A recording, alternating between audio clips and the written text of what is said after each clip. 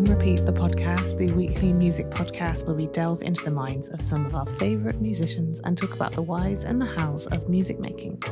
Now, we have a very special interview this week as we are talking to Drew Jodi, whose name you might recognise from one of our previous episodes as we spoke to Sabiyha in Series 1, and he is a frequent collaborator with her. Plus, Ellie and I also guested on his podcast called Discover Live, and it's really nice to have the tables turned and ask him a few questions. So now he understands what it's like to be on the spot.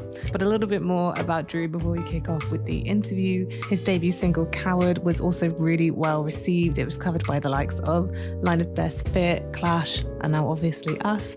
Was also put onto the Spotify Fresh Finds list, and he did a really good job of kind of cutting through the noise, which I think can be a very hard thing in a very competitive industry. He's previously worked as an engineer at some of London's biggest studios and has worked for the likes of Stormzy, Lianne, Havas, and little Simz, so he's really cut his teeth along the musical kind of landscape. He's also big into collaboration and has recently been working with fellow Croydon-based producer Sync.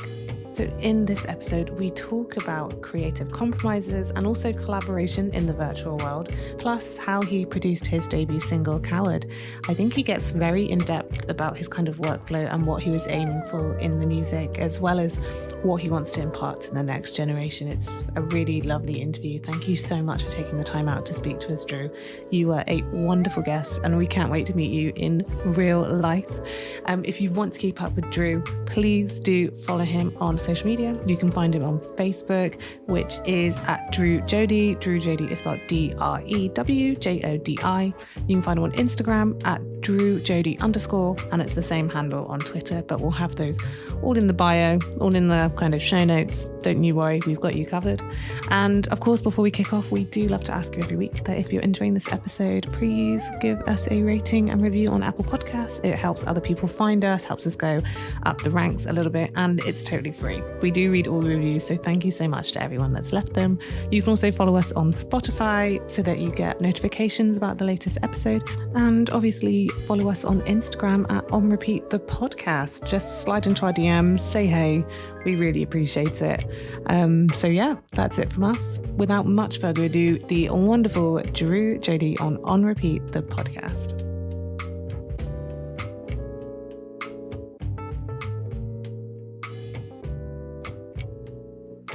We're with the man, the myth, the legend, Drew Jodi. Yeah. What an intro. Yeah, I mean, this is a really interesting one for me. I'm looking forward to this. The reason I say the man, the myth, is because you were a myth at the start. We were hearing about you and what you were doing from Sabiyha. Really?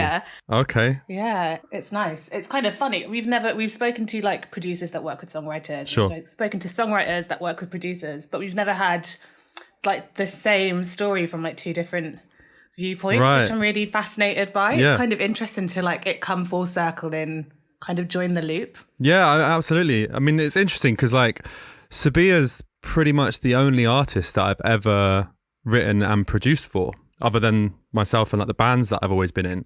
So you know, it's been a really exciting time recently because she's sort of been putting all the music out that we've been making together, and sort of at the same time I've started to put music out that like under Drew Jodi as well. So you know, it's been kind of this snowball effect with getting more and more people sort of being interested in me, which is exciting but weird. Yeah. Yeah, it probably is a bit hard to be, I don't know, both behind the scenes, in front of the camera. Is Yeah. it like a Jekyll and Hyde kind of thing? Yeah, I mean, it's weird because when I was younger, I've always been in bands ever since I was like 13, and I was always the front man. So I was always very used to sort of, you know, performing in front of a crowd and stuff like that.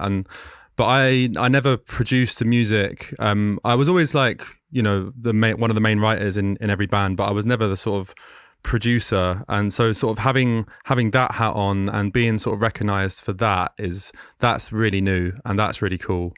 I mean, I'm excited to see over the next few months because there's so much more music to come. To see what happens really.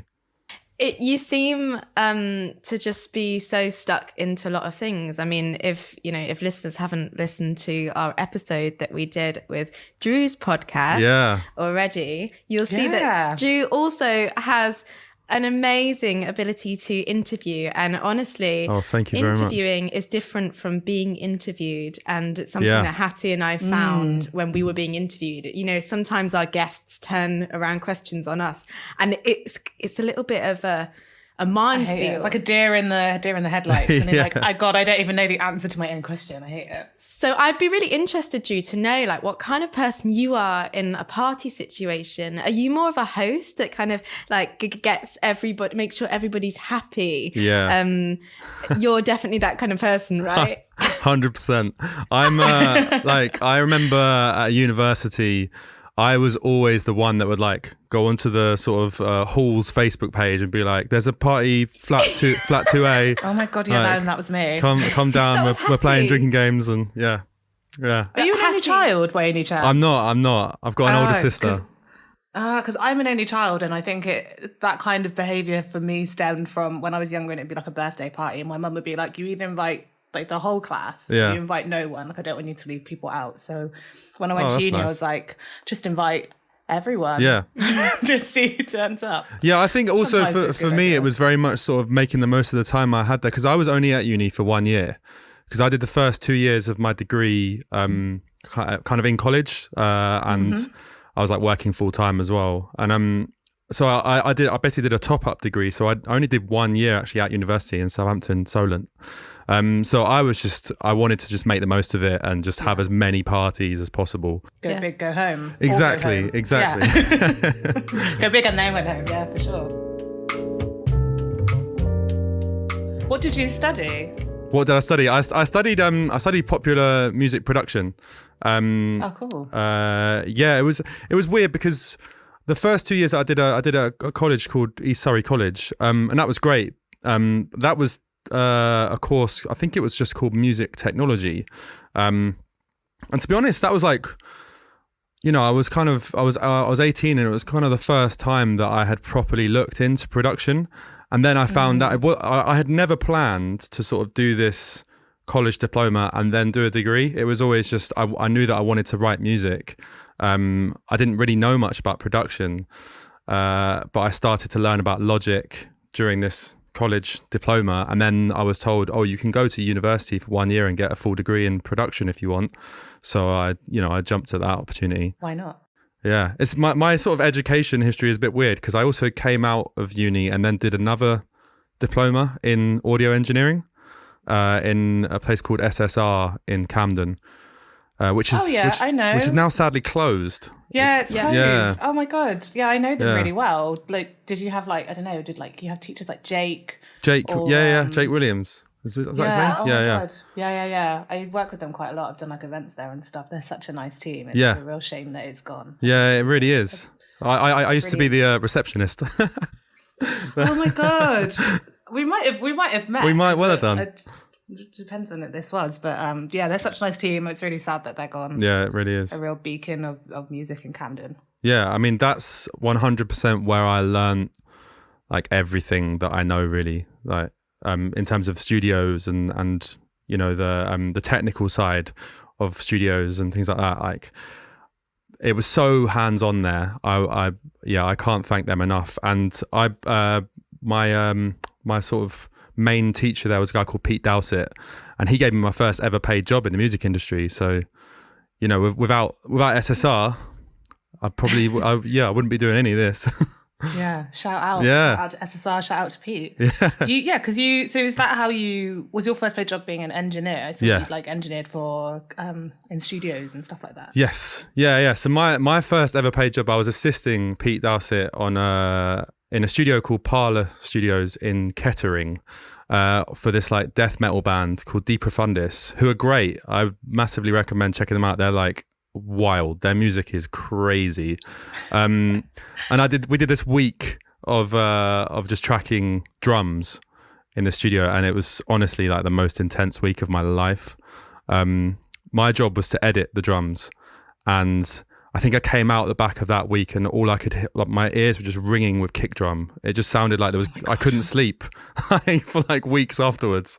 But it was it was a great education in sort of coping with high pressure environments. And then off the back of that, I started working in various different studios. And Yeah, because I think I'd read that you'd like sort of engineer projects for like people like Lianne, Havas, Yeah. and then Stormzy, and Yeah. then you've also got death metal. So it must have been a really good kind of learning curve for like a lot of different needs. They're Yeah. all like very different artists to one another. Yeah. So you must have covered a lot of ground. 100%. And like every single one of those sessions was so vastly different in setup. Like, you know, with someone like Stormzy, but even with just Stormzy himself, like I did so many different sessions with him. I've done sessions with him, like just me and him by ourselves, and he would just sort of come in and he had to do like a verse on a song or whatever. But then I've done another session where it's him and, you know, he brings a bunch of his mates and we're all sort of drinking and got me a McDonald's. That was pretty cool. And like that setup is so much more like freeing, and I think that's the kind of thing that is really exciting to be in on those sessions because it's so much more creative. And I do miss doing that because I'm not really engineering anymore, obviously because of the pandemic, but yeah, it is weird because you look at that and then you look at like the sort of death metal album that I did, and yeah, I guess it definitely was an education in all the different ways that you can use a studio as an instrument, and yeah, that's definitely sort of impacted how I produce music as well now.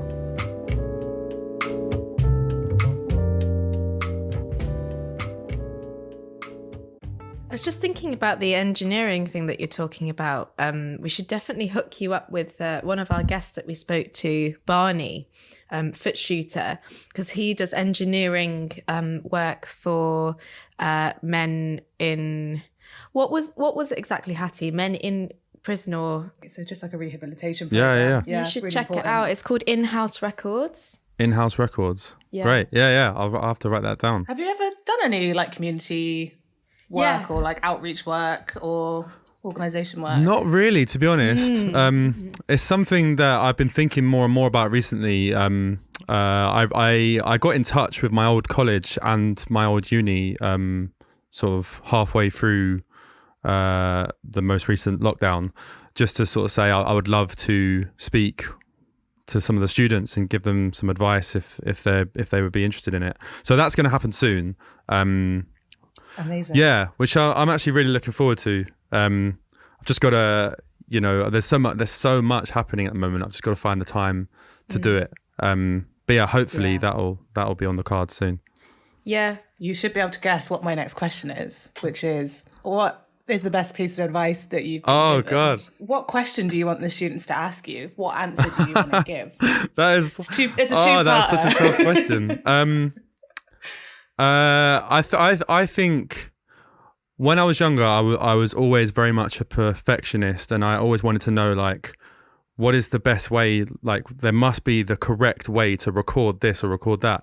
And then I was working with Pete Dowsett, who I mentioned earlier, and he pretty much got me thinking differently by sort of explaining to me that, like, you can do anything in any way that you want. And when you're making music, when you're recording something, you know, you could put a microphone that's normally meant to be for a kick drum, put that on the hi-hat and see how that sounds. You might like how that sounds.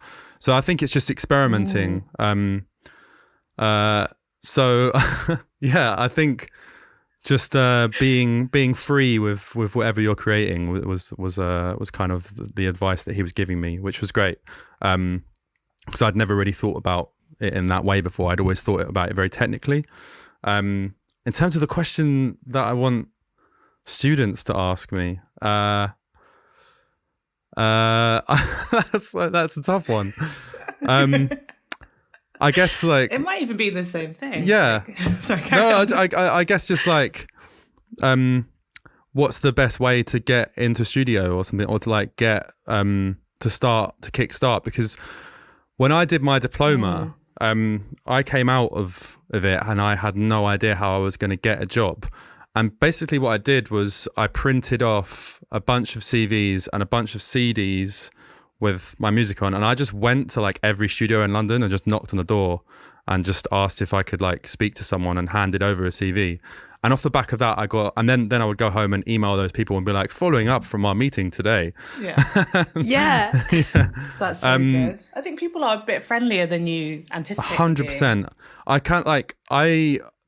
I mean, at that point, I had no experience really in studios, and yet pretty much every single place that I went to gave me like a full tour of the studio, for like completely off their own backs. Like I didn't have any meetings set up in advance. I just went, knocked on the door, and said, "Is there someone I can speak to about a job?"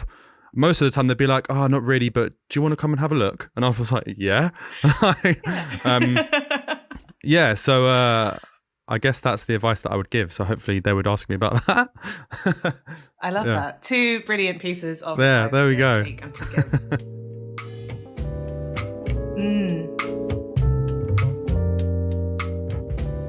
give. Talked about where you've studied, but it seems to me that a lot of your kind of success and development so far is dictated by just you as a person and the way that you kind of seek out opportunities off your own back. Sure. You kind of seem to make things up like in your way. No, like definitely. You carve your own path, and that's what I'm really interested in, because I think so much of the time people assume that you have to really focus on one thing and be good at one thing, but it seems like you're one of those personalities that can kind of tap into a bit of everything. Just the way that your mind works, I think, is so like exactly what the music industry and creative industries are about. And I just don't know is that something you think you can teach? I mean, yeah, absolutely. I think it's just about sort of being confident to reach out to people where there are opportunities and to, you know, sort of grab the opportunities when you can. I mean, that was kind of the sort of idea behind Discover Live, the podcast that I do in the first place. Like, we kind of kickstarted it because my flatmate and I and our mate Dan, we used to go to so many gigs when we were younger. Obviously, I used to play a lot of gigs in various bands, and but then we sort of, you know, we hit our sort of mid to late 20s, and we kind of realized that we weren't really going to many gigs anymore. And because of that, you know, we kind of run out of like contacts that we were making and things like that. And then, so we also, and obviously like venues were struggling so much. Yeah. We just kind of wanted to sort of keep the momentum alive with like the people that we were meeting, and so we just kind of kickstarted Discover Live as a way to network, and also a way to sort of show venues how much we appreciate them, and yeah, it just kind of went from there. And it's interesting because I'd never really thought about what you said about me sort of you know, being the sort of person to sort of, I don't know, go out of my way and building a network that I'm sort of or whatever. But yeah, I guess that is true, because I mean, with the Drew Jodi music that I'm putting out now, I write and produce that with my friend Callum, who I met through Instagram. Right. Is this Sour Sync? Yeah. I saw the post you did the other day. Yeah, and like, well, I mean, technically we didn't really meet on Instagram. We met. He worked in a music shop, and I was about to go on a little trip to Japan, and I went to the music shop and bought an interface, which he recommended me. But then we added each other on Instagram, and that was it. And like a year later, he posted looking for collaborators. Does anyone want to make some music? So I just reached out, and like, that was like the best thing that I think I've ever done. Like, genuinely, working with Callum is easily the best musical education I've ever had. And and like, you know, that wouldn't have happened if I hadn't sort of had that mindset of just like, you know, reaching out to people and just doing whatever I can to you know, keep on top of things. And yeah, it was wicked. Callum's incredible. I'm really proud that Callum's incredible. Sorry, that was a bit of a ramble. But no, it was brilliant. I was going to say, I'm really like proud or like pleased that you said that you met him kind of in real life, but you kind of then re-met on Yeah. Instagram, because I think now it is pretty daunting, because like we've been in lockdown for Yeah. ages, so it's kind of like, how do you meet people? And I'm really happy that it's like you have a really positive like relationship that started kind of virtually. It's just made me happy that it feels like maybe we can still collaborate, because I think people are like, oh, I can't go to gigs and meet people, which is a great way to meet people, but it's nice that we can still reach out and we just still have faith. Yeah, absolutely. I mean, it's funny because obviously when we first met, we did meet in person at that shop, but then we didn't speak for like the whole year. And I mean, I would sort of see his posts on Instagram or whatever, and then when he posted the thing just sort of saying, I'm looking for collaborators, anyone want to link up, we decided to meet in a coffee shop, and the first thing he said to me was, nice to meet you. And I said, we've already met. He just completely forgot, which oh my God, it's so funny. But so I guess in a way, yeah, I mean, we definitely did meet over Instagram, because he doesn't remember us meeting from the first place. Yeah, it's actually kind of similar to me and you, Ellie. I was just thinking, like, we went to uni together and we obviously like were friendly, but obviously uni, you're surrounded by like however other many thousand people, and people kind of make their groups. So yeah, we were friendly, and then we kind of lost touch, and then we like reconnected again via Instagram. That's true, isn't it? Big up IG. There you go. That's very true. I think I found that actually quite a lot of people, like now, I think I had like a few years to kind of like figure things out and do my own thing. And then I've definitely like come back to people who I'm like, I always liked them, I'm going to come back to them. Yeah. Like kind of thing. Yeah. So it's an interesting one.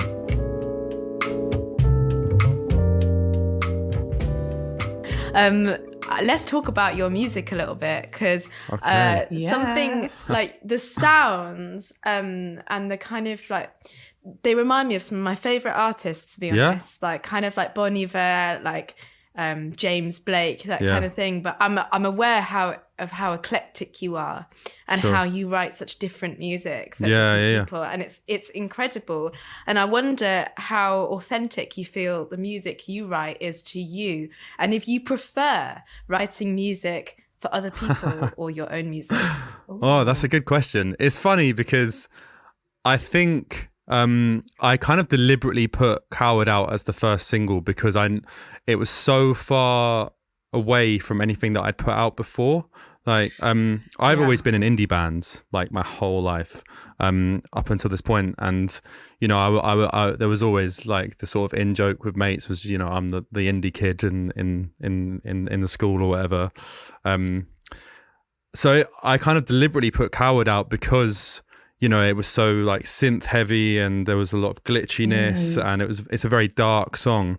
But I mean, like you said, my taste is so eclectic, and I find value in basically any music. So I think hopefully people will be surprised by the kind of music that I put out as Drew Jodi. Like each song that we've kind of done, me and Callum have kind of done so far, is very different to the last.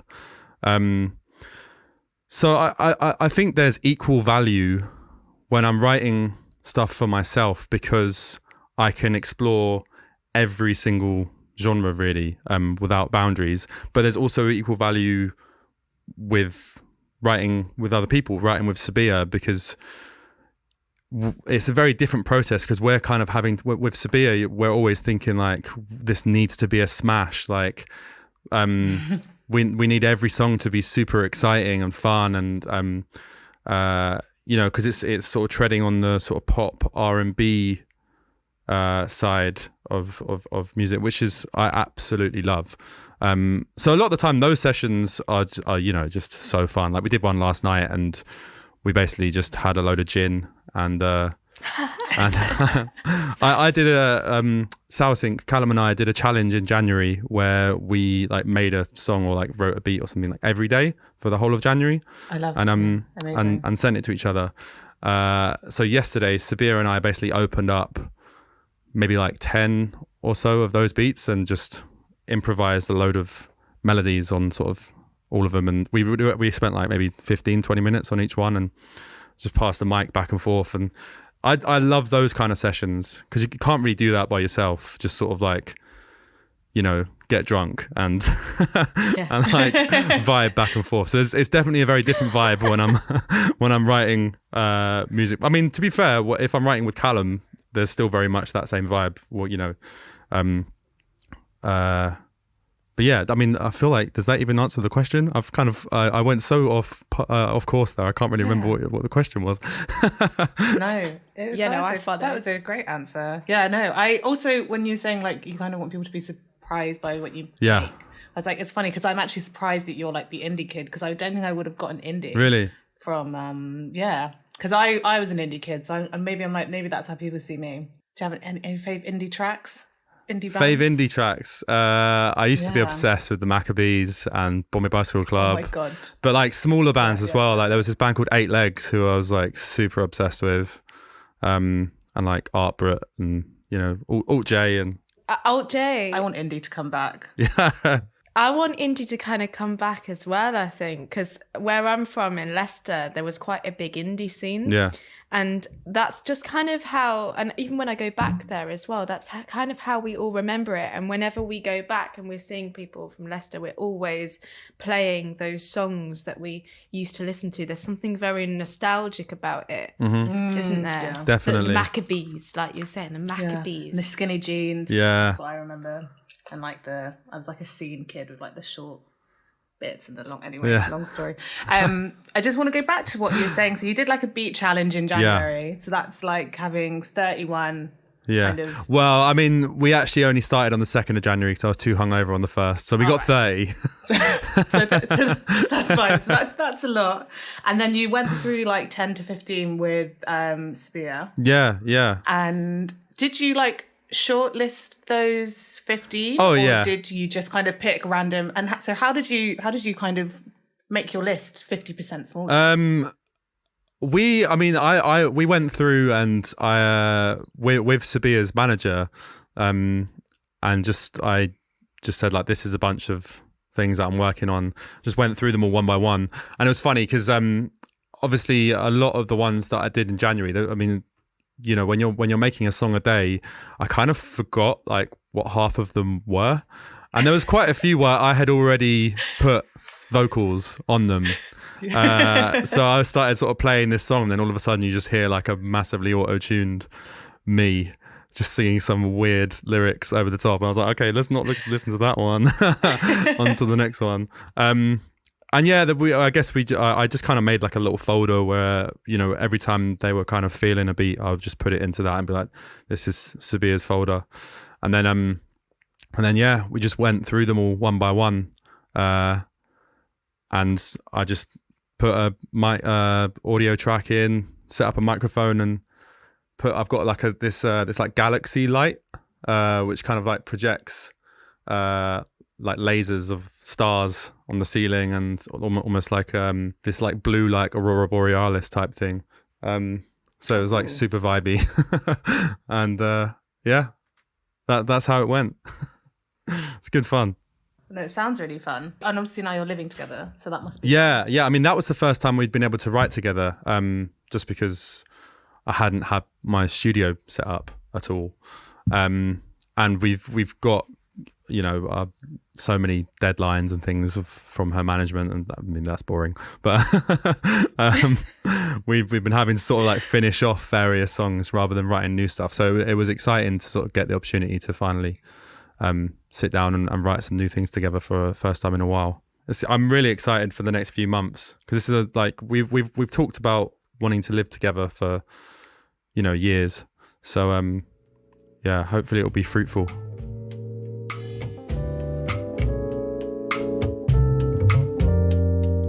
It sounds like you manage your relationships really, really well. I wonder, do you have any relationships that are difficult? And if so, how have you found ways to kind of overcome them? Like, it's difficult to maintain creative relationships. Have you ever clashed with anyone? I wouldn't say necessarily clashed. I think it's very easy to know very quickly if you're going to like mesh with someone creatively. Like I've done sessions with people in the past where like within 5 minutes I've just in my head I've like known like this is not my vibe. And then I think I'm too polite and sometimes, so I'll just sort of sit there like trying to come up with some ideas and it just won't happen. But never really any clash, just creative differences.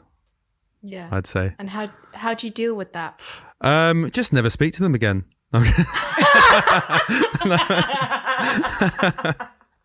No, just very awkwardly fizzle out the conversations and Oh, really?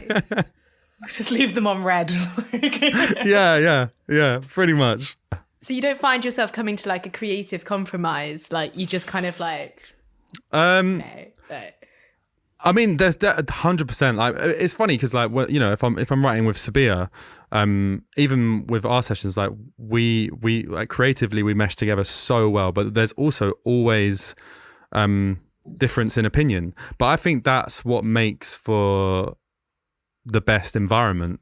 You know, if we always just said yes, you're right to each other, we'd probably end up making something really terrible because we'd always just agree with like the other person's like initial instinct. But there's always room for something to be refined or like melodies to change or lyrics to change. And I think it's really important to be open with someone when you're making music. So that's what I try to make sure all of my sessions are like sort of very comfortable and engaging. It comes back to the idea of being able to really hold and facilitate spaces, I guess, as well. Sure. But I realized that I kind of said that like, do you not compromise? As in, I didn't mean like you need to compromise actually, because I think this is quite an important point. Obviously, you're able to work with people who have different points of view and opinions to you, and like you said, they can really complement each other, and you can actually create the most fruitful work out of that. Yeah. But sometimes you do have to know when to kind of leave something, don't you? Oh yeah, Do you know, definitely. Do you know what I mean? Yeah. So when I said that, I actually meant like, how do you, sometimes when you know that you just have to leave some ideas, sort of things might not mesh. When do you find yourself ever getting to those points where you're like, you know what, this is not going to work. This is a bad song. Yeah. I mean, that happens a lot, and like. I'm the type of like I don't like to give up on something, so I will just keep working at it, and a lot of the time it'll have to be the other person's tell me like, no, just stop. We'll do something else now. Like really? I could be sat there for hours just being like, no, I know that this is going to be good eventually, and sometimes it just won't. Sometimes it's just a dud, and you just got to move on. And that can definitely happen, and it has happened quite a lot. But I guess also I'm quite fortunate in that there's most of the time it doesn't happen, and most of the time, if something starts off then and you're not liking it, you can sort of work into to the point where you're enjoying it.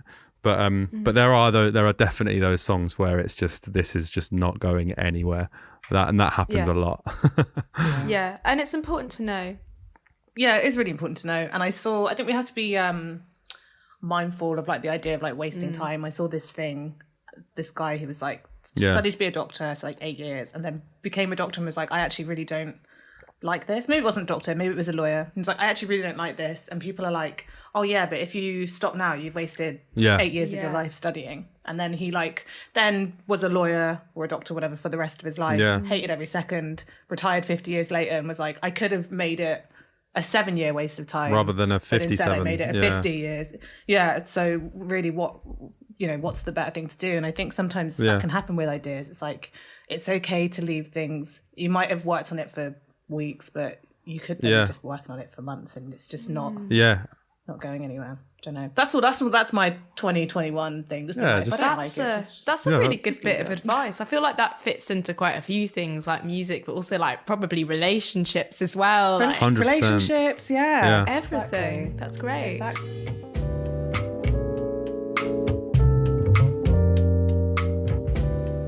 You mentioned Coward, which is your like latest single.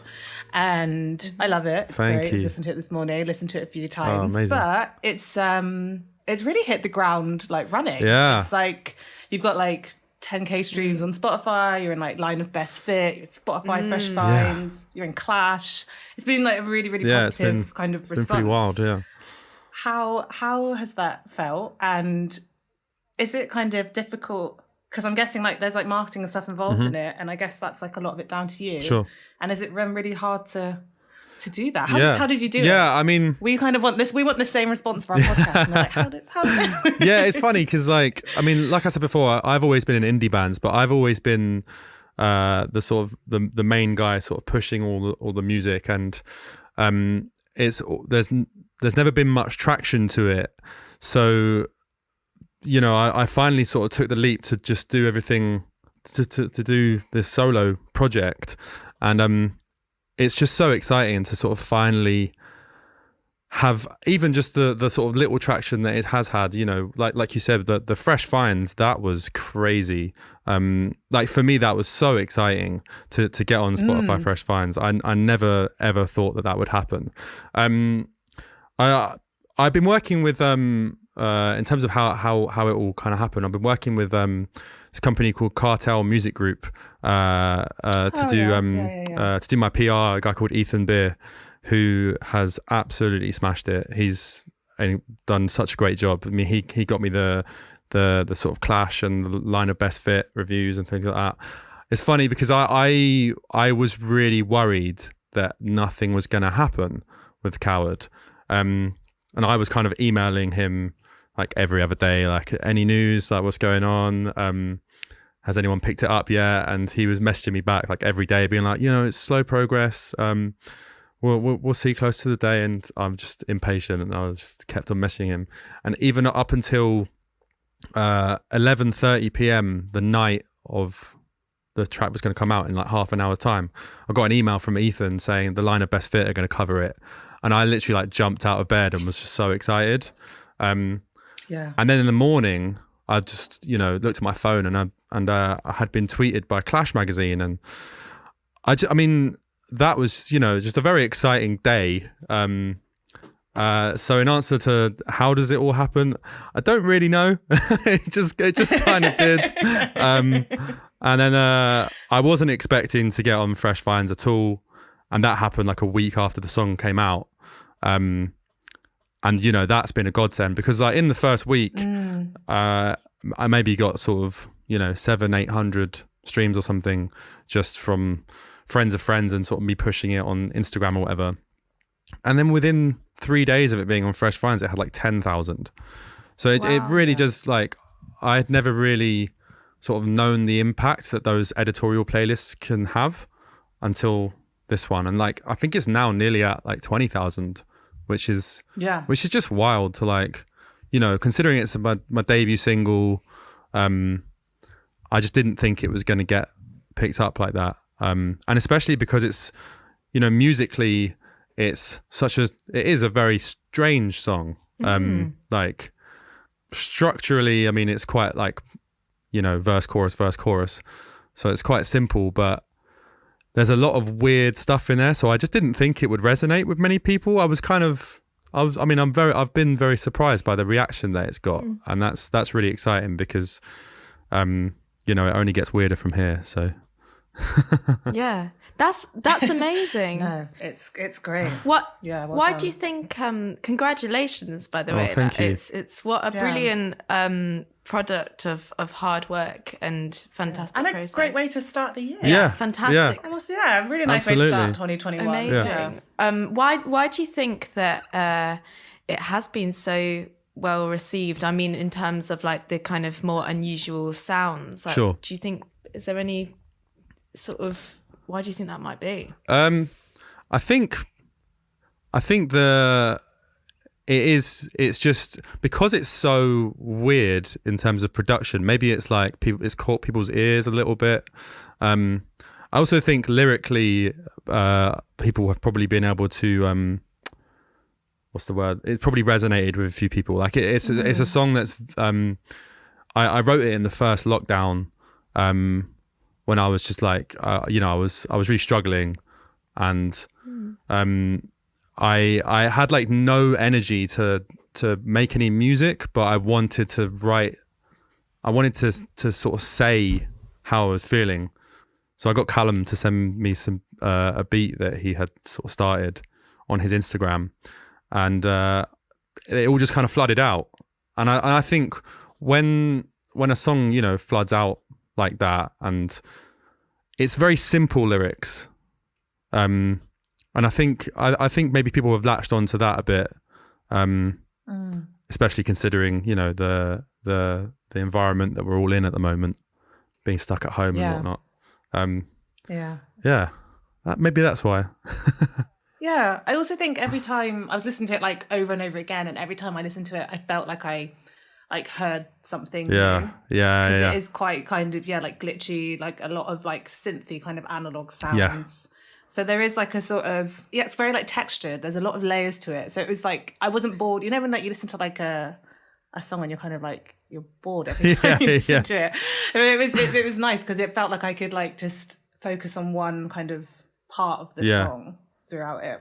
That was something that was yeah. something that Southsync and I spent a lot of time on, which was just sort of the added little croutons or the little nuggets of exciting bits. I like the croutons. That's like a thing that we've always talked about. Like the song is the salad, and then you gotta add the croutons and like the parmesan and the little like the chicken and make a proper Caesar salad. Yeah, exactly. Yeah, kind of like when you go to a barbecue, and like the best part of the barbecue, in my opinion, is like the sides. Yes. Like the potato salads and the coleslaw. That's the thing that makes it a barbecue. Not the burgers and the salads.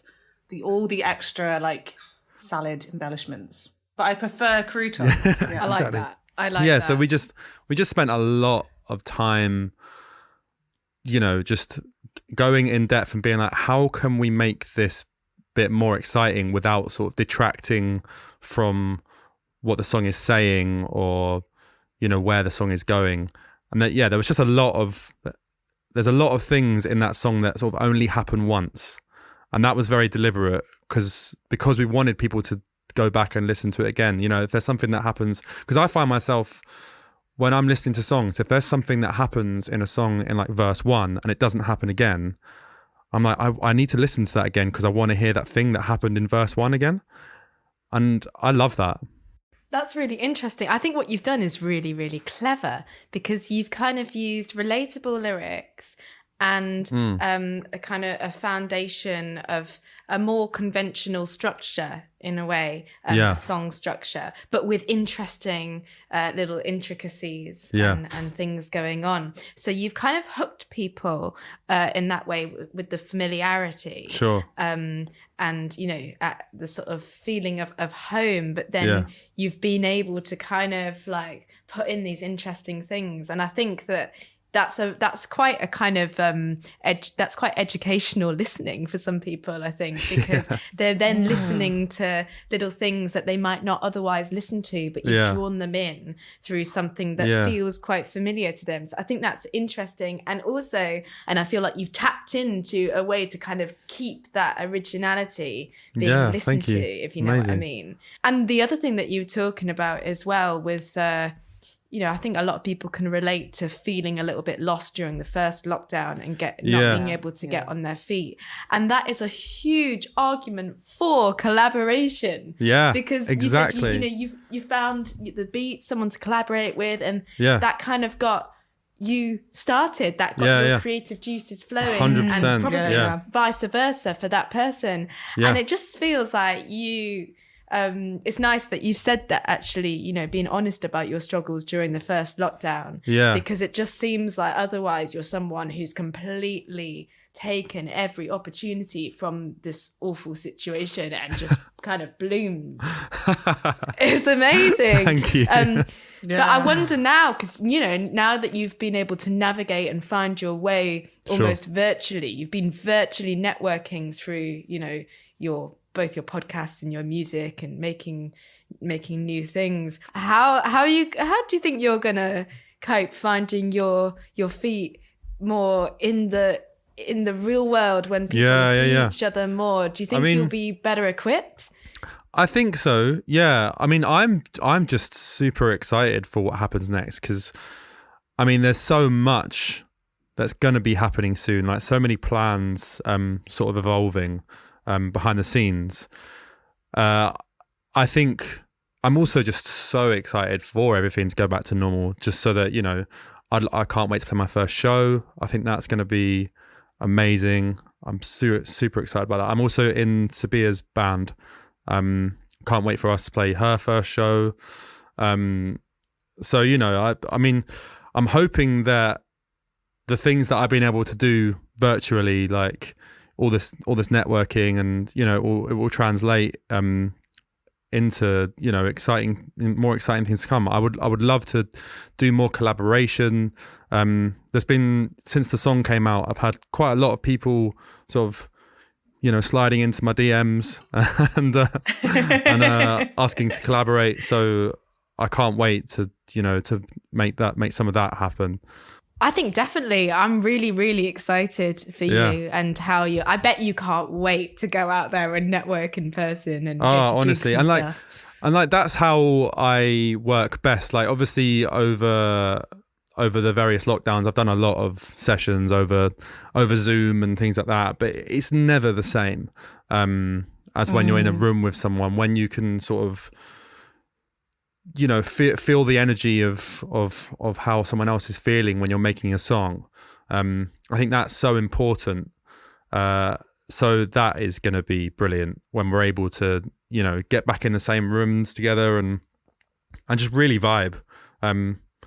That's why last night with Sabiyha was so good, because, you know, we just had a few drinks and we just made some great music for the first time in a while. Yeah, and hopefully there'll be more of that soon.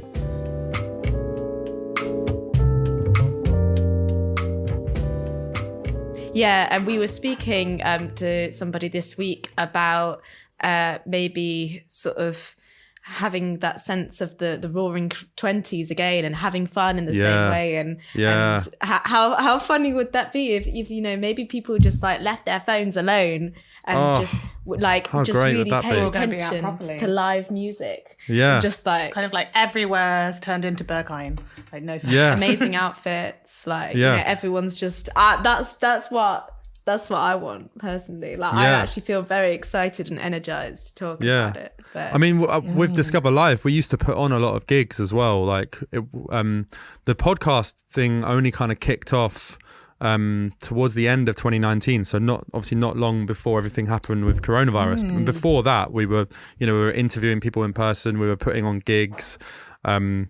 And loads of different things, like we had articles and things on our website and stuff like that. So I will be so excited when we can start putting on gigs again, because I used to love doing that.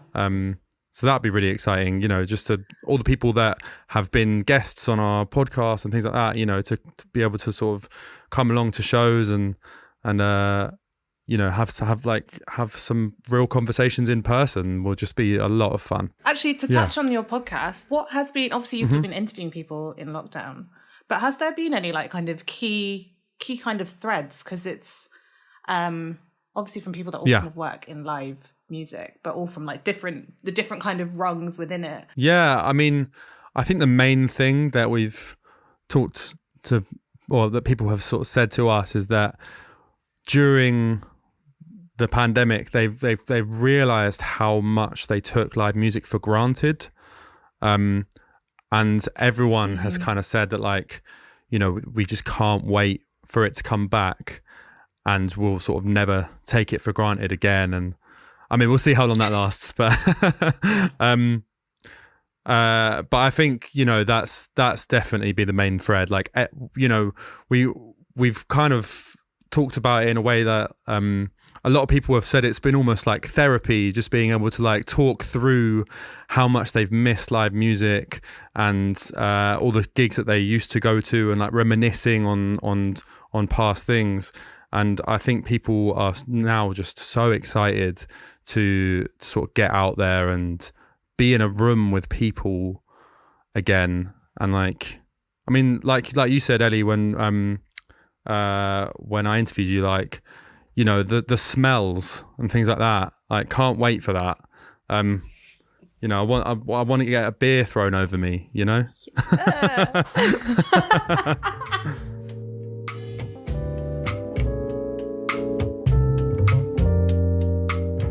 You've just moved rooms, and you said you've got like basically a studio set up with a bed in it. And I just wondered what your studio setup was. What are you making music on? Do you have any like go-to? My setup is very simple. I have my little Focusrite interface. I've got my nice monitors, and that's all I really need. You know, a keyboard. That's pretty much it. I like minimalism in a studio. Although it's like in my own studio, I like minimalism, but when I go somewhere, I like to be able to see sort of a million instruments everywhere, even though I can't play them.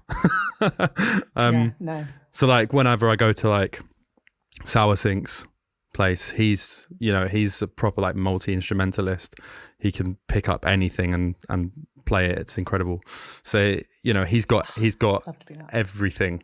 But my setup is very, very very simple. I'm more of a sort of vibes kind of kind of thing. You know, I've got my like essential oils diffuser, making the place smell good. I love that. I've got my Himalayan salt lamp. Yeah. Have you ever licked one? They're actually really salty. Yeah, that's like the first thing I did. Thank you. I don't know what to mean. Oh my gosh. Are you like using a DAW? Yeah. Using Logic? So I started on Logic, and then when I went into engineering, like every studio was basically run on Pro Tools. So I taught myself Pro Tools, and then Pro Tools kind of became my main thing when I was engineering and mixing and stuff like that. But I still write on Logic, and I'm sort of slowly trying to move into Ableton, because that's nice. What Callum uses, and every time I go around his, I'm just blown away by what you can do in Ableton. Yeah.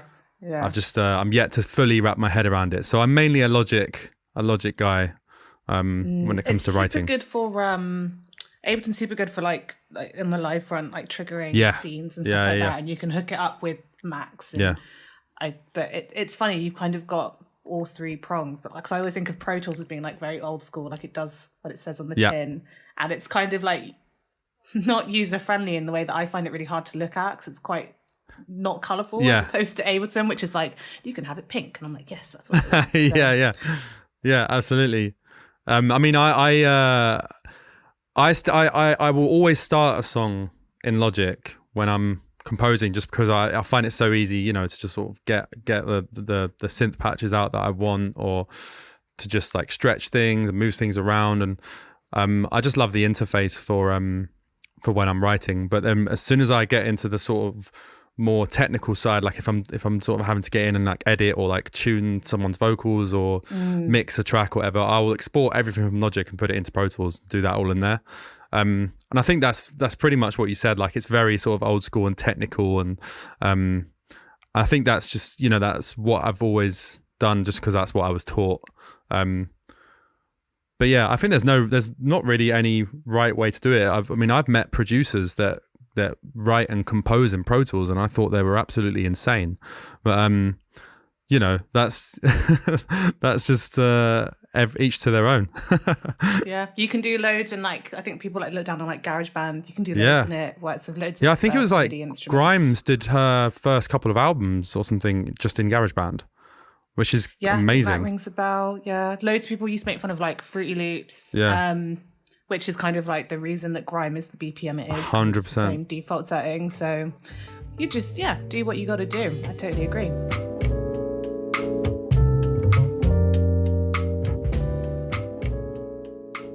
And then my fun question before Ellie wraps up Yep. is, you mentioned that people have been sliding into your DMs for collaborating. Yeah. But do you have any people, artists, bands that you dream to collaborate with? Probably, yeah. And I think the indie. Oh no, I think I'm gonna shock some people. I love pop music. I would love One Direction to get back together and write some music with them. And that's like, genuinely, I love One Direction, and I'm not afraid to say it. I don't believe in guilty pleasures. I think there's either things that you like or things that you don't like, and I just happen to like most things, pretty much everything. Fair. But I love One Direction. How amazing would that be? From that X Factor world, I think I'm a Little Mix person. Oh, yeah? You so are. I think Little Mix is like, they're like just such a sick girl band. I don't care. I just think they're so fun. Yeah. Shout out to my ex. I agree. I love Little Mix. I guess it's just me that wants like S Club 7 to get back together. Oh, I mean, that would be great.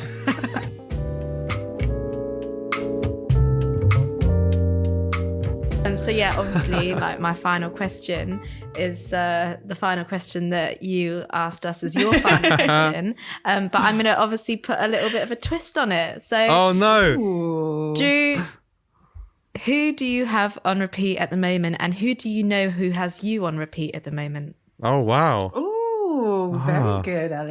That is cool. Who have I got on repeat?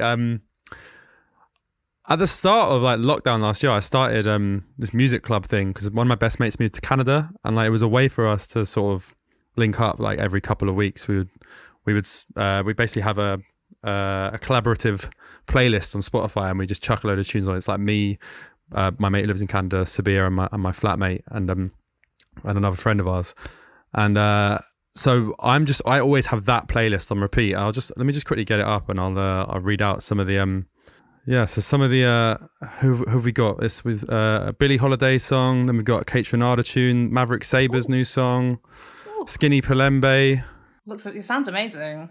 I'll tell you the songs that I put on this particular the most recent one. I put on Sound of Your Voice by Griff, who I think is incredible. She just came 5th in the BBC Sound of 2021. She's brilliant. If you've not heard her before, I'd massively recommend. I also put Harry Styles, Treat People with Kindness, because I think that's a great song, and the music video for that is like the happiest video I've ever seen. Is that the one with Phoebe Waller-Bridge? Yeah.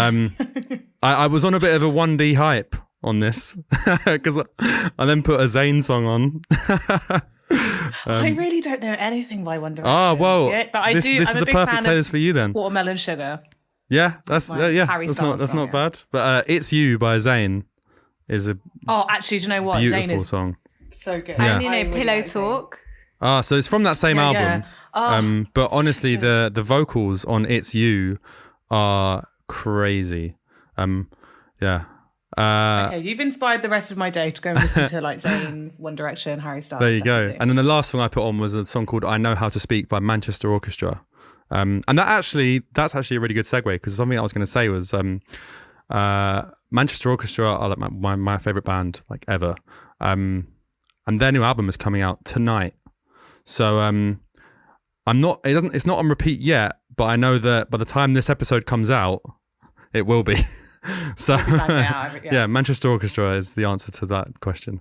And who do I know that has me on repeat? My mum, probably. I've been it's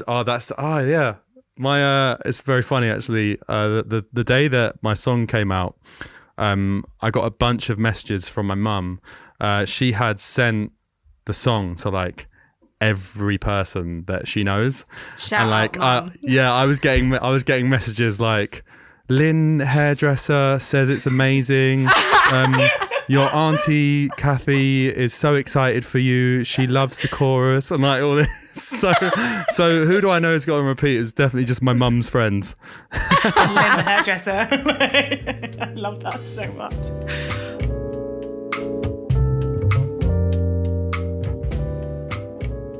But no, on that note, we really hope that your mum and her friends have this podcast on repeat. Yeah. Oh, they will. Fingers My mum will be crossed. so excited Yeah. that I'm on a podcast. Hey. 100%. Hey, Drew's mum. Hello, Hey, Mum. shout My out name's to Jan. you all. Jan. Shout yeah. out Jan. You're wonderful. No, you've been an amazing guest. Oh, thank you It's so been much. so lovely to talk to you. Thank you. As Hattie said, you've been a great guest. You've been a very, very special guest to us, actually, just because, you know, both we both also are in the music industry and have a podcast. And thank you for being on the other side The other today. side. Yeah, I mean, it's like Yeah. what you said when I interviewed you guys. You were saying it felt really weird to be interviewed. I agree. It is strange to be on the receiving end of the interview. I'm not used to talking about myself this much. How has it been for you? It's been really fun. I've enjoyed it. I've enjoyed sort of being self-indulgent for a little while. So yeah, thanks for having me on, guys. I really appreciate it. That was the lovely Drew Jodi on Repeat the podcast. Stay tuned for a new episode next week. Thank you again to Drew for taking the time out to speak to us. Don't forget to follow and like and subscribe and all that jazz on social media. We really appreciate it. And see you next week for another amazing episode and amazing guest.